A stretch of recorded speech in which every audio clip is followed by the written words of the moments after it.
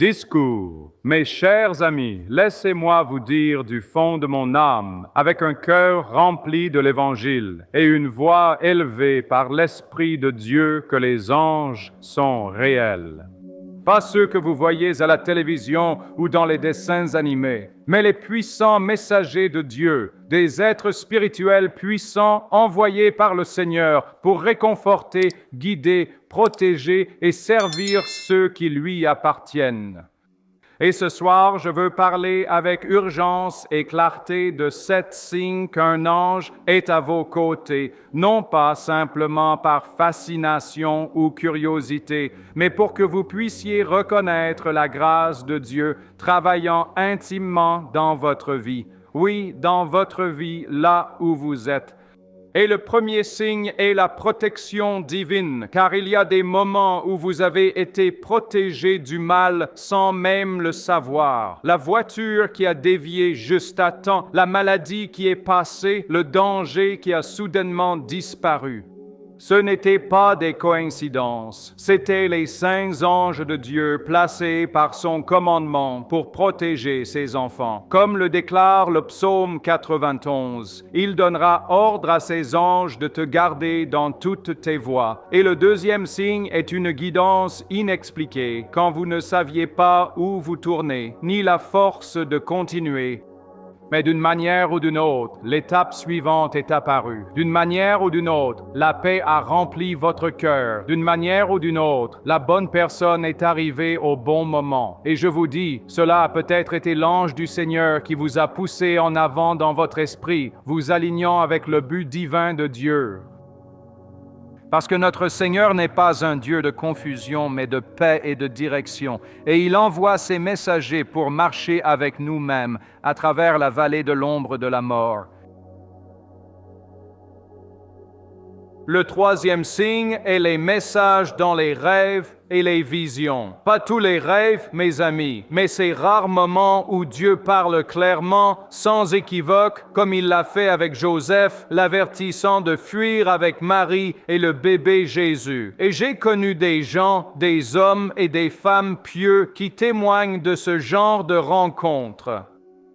Et je ne doute pas de leurs paroles, car notre Dieu est le même hier, aujourd'hui et pour toujours. Et s'il a envoyé des anges pour parler dans les rêves, alors il peut le faire maintenant. Le quatrième signe est une soudaine poussée de force.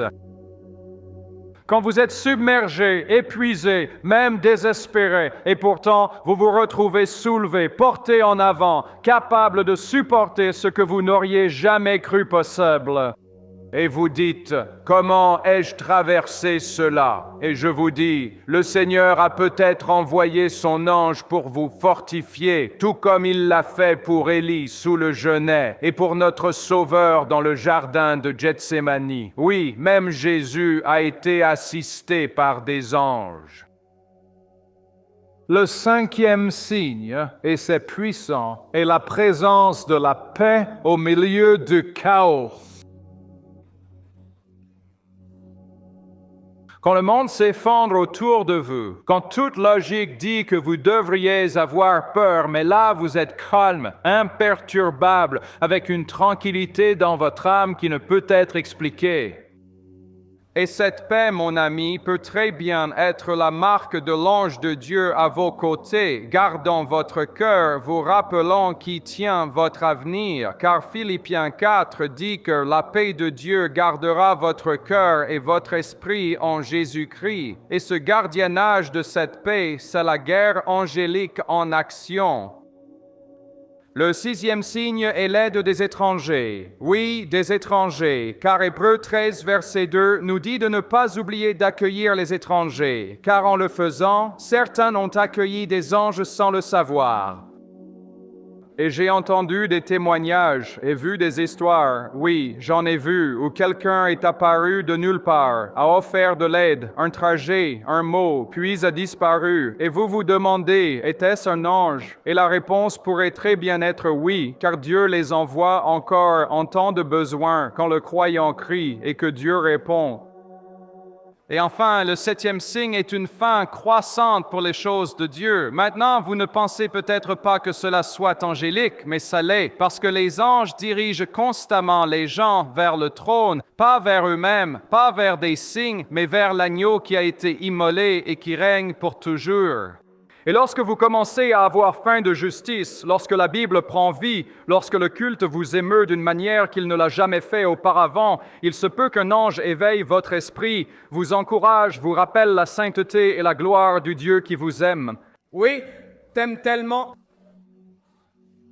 Qu'il assignerait des anges pour marcher à vos côtés, pour vous défendre, pour combattre en votre nom, pour vous conduire à la croix, car en fin de compte, leur mission est de glorifier le Fils, le Seigneur Jésus-Christ, qui est mort, qui est ressuscité, qui vit et qui revient.